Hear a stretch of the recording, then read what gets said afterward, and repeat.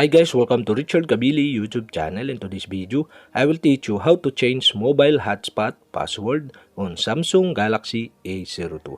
And okay guys, but before we start, kindly subscribe to my YouTube channel by pressing the subscribe button and the bell to notify you if I have new videos. Okay guys, let's start. So okay guys, you all have to do is go to setting in your Samsung Galaxy A02. And okay guys, here in settings, okay, click or tap the connections. And okay guys, here in connections, okay, you can see the mobile hotspot and tethering. Okay, tap this. And okay guys, here in mobile hotspot and tethering, okay, you can see the mobile hotspot is off. And okay guys, you'll have to do is turn on the switch button on the right side of the mobile hotspot to turn on the mobile hotspot. And okay guys, so after that, okay, you'll have to do is tap the mobile hotspot.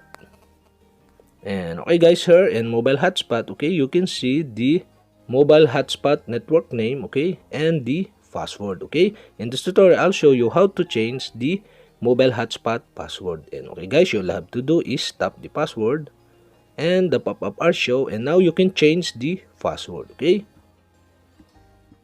and okay guys, after you change the password, okay, you'll have to do is click the save button.